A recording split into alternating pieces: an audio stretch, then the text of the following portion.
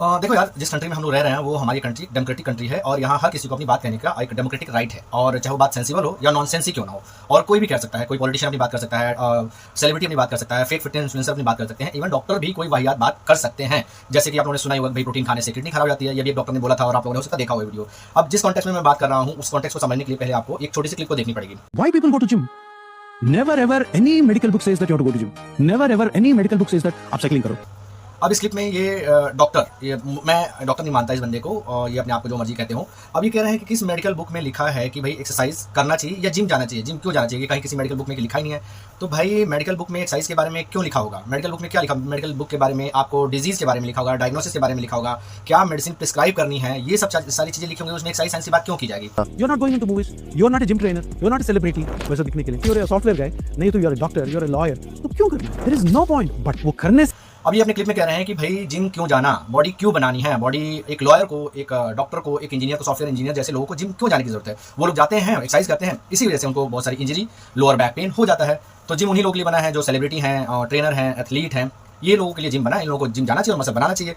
तो इनके कहने का मतलब ये है कि मसल बनाने के लिए जिम जाते हैं और आप लोगों को मसल बनाने की जरूरत नहीं है, तो क्या जरूरत है जिम जाने की? तो इसलिए मैं शुरू में कह रहा था कि नॉनसेंस बात है।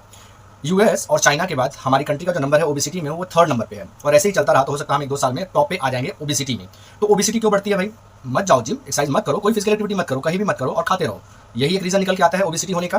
तो अगर इनकी बात आप मानेंगे तो आप चुपचाप घर में रहिए, अपना खाते पीते रहिए। लॉयर हैं, डॉक्टर हैं, इंजीनियर है, सॉफ्टवेयर इंजीनियर है, अपना खाते पीते रहिए, जिम मत जाइए, आराम से खाइए। और ओबेसिटी हो जाए तो हॉस्पिटल जाने के लिए तैयार रहिए।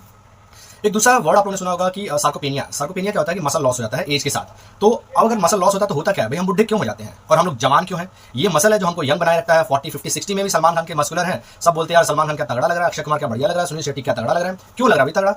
जिम जाते हैं, मसल गेन कर रखा है। मसल की वजह से उनकी एज दिखती नहीं है।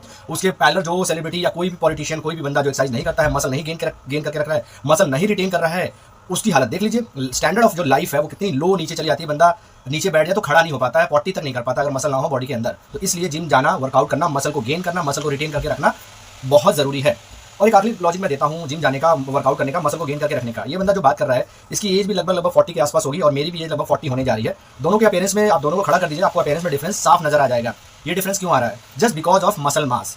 वो बंदा 40 का है, पेट लेके बैठा है, बाल उड़े हुए हैं, मेरे बाल काले हैं, क्लीन है, मस्कुलर है, ठीक है। अब इससे होता क्या है? इससे आपका जो स्टैंडर्ड ऑफ लाइफ है, आपको अपने बच्चे के साथ खेलना है, कूदना है, भागना है, ट्रिप पे जाना है, आपका प्रोफेशनल लाइफ है, सीढ़ी पे चढ़ना है, नीचे उतरना है, कोई सामान लेके कार्य करना, ये सारी चीजें क्या होती हैं?